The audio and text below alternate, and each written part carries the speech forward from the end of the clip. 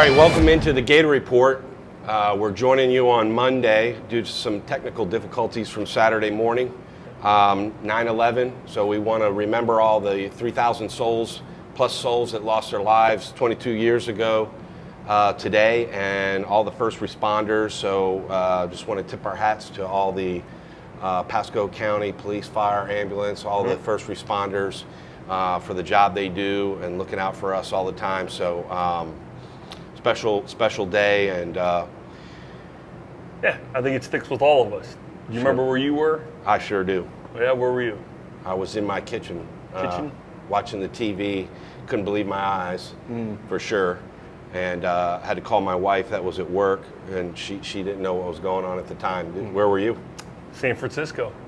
It was my my rookie year, maybe? No, second year. And my phone starts ringing. Hey, you got to turn on the news. Of course, the time change was different, so we didn't know what was going on.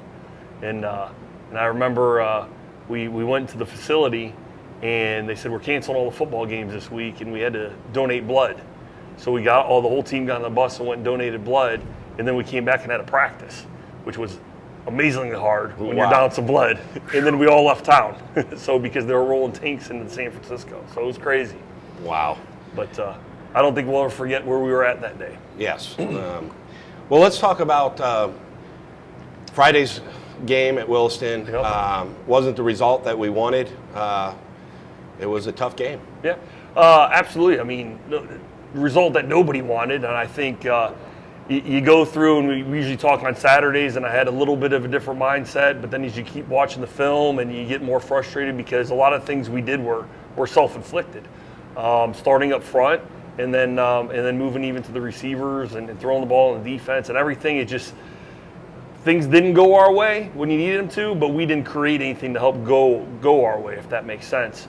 But that's the beauty of Mondays, is we can review the film, make those corrections, we can flush it out of our system, and then move on to the next game. And pick what we learned from there, and know what we have to look for and get better with. So yeah, it's one of those things that you just want to get out as fast as possible. And as a coach, well, even as a player, I mean, we have these 2 days on Saturdays and Sundays to think about it before we kind of put it to rest on Mondays. So here's where we're at today, finished with the film, and I think it's finally out, and we're ready to move on and have a great attitude and get ready to take on Zephyr Hills. I'm sure that was a long bus ride home, but we talked on Saturday. After a tough loss like that, you find out a little bit about your team and the measure of a man.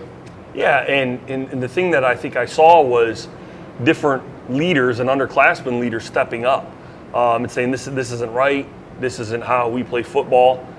So that's a great thing you want to develop out of that thing, because there's a silver lining. There's a lot of things we learned from that game. Not to mention that it's not a conference, it's not a district game, it's not something we usually play, but it's a good football team. And the reason I wanted to play that football team was because our goal is to get in the playoffs. And we'll face good teams in the playoff. And it's a chance to see that kind of atmosphere in there. And that's the reason they want to schedule us, because they wanted more competition to see that. Now, they won that night. I think we self-inflicted a lot of things, but it's a good program. And I think our team saw how those good programs are run. So it was good to see some things. Obviously not happy with the score, not happy with our execution, but there's a silver lining on a lot of things.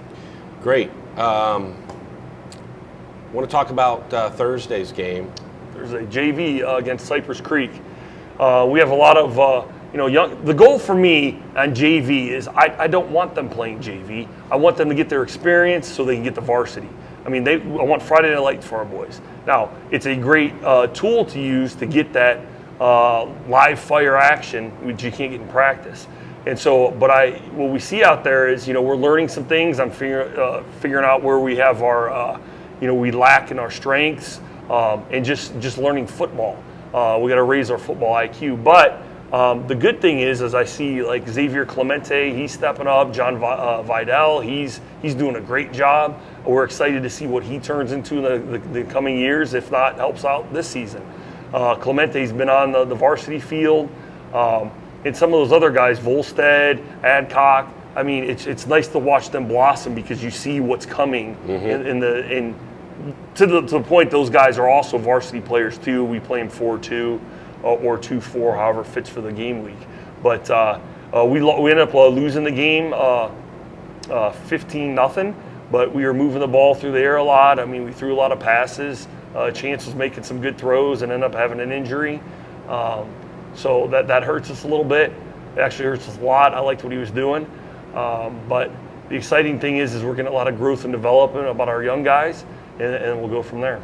You talk about growth and development. One of the things being around youth sports for a long time is watching these JV guys. I mean, their bodies are changing in the off season in the weight room, and you see kids that, you know, they're a total transformation between their freshman year and their senior year. So I know you guys put in a lot of work in the weight room and that sort of thing. So are they, are they required to be in weight training in the off season? How does that all work? Well, absolutely. I mean, so when I took over the program, it seemed like it was more of a bodybuilding exercise. And I told them, I said, this isn't what football's about. We need to be more explosive. And from our squats to everything we do, it's explosive power, not just, slow movements.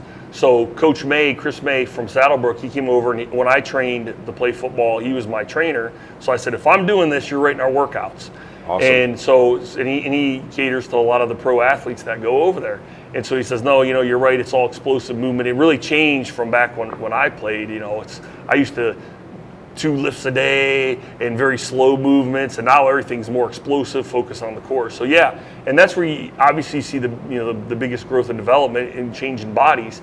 Right now it's a little tough because some of the freshmen that we get their bodies how they are, and we kind of got to throw in some weight training, some summer stuff, and then it's football time. Right. So you got to manage how you're doing those workouts. But then after they do a full cycle of the year, and we get into winter training where it's more mass building, and then go into spring where it's more speed, and then summer where it's joining both the speed and the power, then you see a big transformation. So my thing now is let's work on our football IQ. Player X, Y, or Z, that's not what they're going to look like in a couple of years, and that's how strong they're going to be, but we can develop their minds and teach them football. Absolutely. And actually see where they come from, because we get players from all different, from the middle school, from different PAL leagues or whatever. Right. And, I found out today that a couple of them don't even know like the basic of a zone and why you do the things you do. It's assignment football, which, as you climb levels, it's not just about, hey, I'm just a better athlete, I'm going to out-athlete you. It's about, hey, listen, I have to double team here because I'm taking advantage of what he does to get to there. Sure. So, that's where the process really grows from. Well, that's great. Saturday, we got to see a couple Pasco boys. We saw Rocco Beck playing Iowa State, and then we also saw Wade Woodaz with an interception at Clemson. But so that's always exciting to see some guys. Yeah, absolutely. I watched boys. a little bit of the Iowa State Iowa game. I've known Anthony since my playing days together, so it's always fun.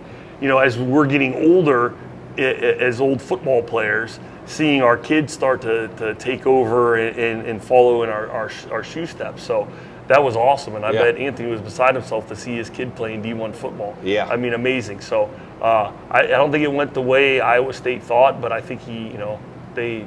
Oh, I thought he did pretty good. They had, he had a lot of dropped passes, but I thought the passes were on the money. So I thought he played well.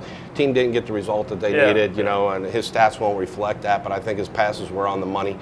But let's move on to tonight, since it's Monday. Tonight, Monday Night Football. Yep. Apparently, Disney and Spectrum came back together so we could watch the game just in time for Monday Night Football. There you go. So it's Jets-Bills, right? So I played for the Jets at one point, so I guess I favor them a little bit. And I like, obviously, when you have Aaron Rodgers, I mean, it gives you everything, but then you have Bills Mafia, in that group, and they've been stellar the past couple seasons. So I'm going to ask you first, who are you picking? I think the Jets are going to win. I would rather see the Bills win. I'm not a big Aaron Rodgers fan, but I think they're going to take it. Yeah. Well, I'm going to go with the Jets. I I understand a lot of people don't like Aaron Rodgers, but I like him as the football player. Right. He just gets it done. He's got a nice little swagger to him. Yeah. I think the Jets are going to have this one, to be honest with you. Yeah, I think you're they're right. really turning a corner about what they're doing. And I do. Who's the second string quarterback? The one they drafted?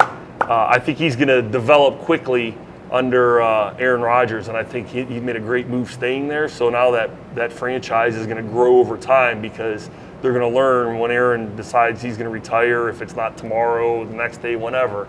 But then they're going to have, instead of having a rookie there, he's going to have learned from one of the great quarterbacks. Yeah. And I think, it's funny when these quarterbacks move around, just like when Brady came to Tampa, they draw in some other players. Oh, yeah, we saw that happen with the Jets for sure. And yeah, exactly. We saw that happen there.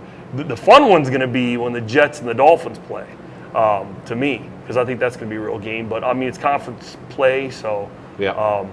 this should be a good one too, because the Bills have been doing it right for a few years now. Yep. My question is, have they found tackles? That was the problem I saw when they were in the playoffs last season. So that'll be the edge, and we'll go from there. All right. Well, maybe we'll talk about the results of that next week after the regular conversation here. Yeah. Well, welcome to our weight room. It's not Dunkin'. We didn't get to have any donuts today. Yeah. But it's pretty nice. Yeah, it's a big improvement over a few years back when I was last here. So. Yeah, absolutely. They've done a great job putting some nice equipment in here, and if you want, we can throw you on the bench and see if you still got it. Yeah, I don't think so. Not today. Thanks, Coach. Always a pleasure.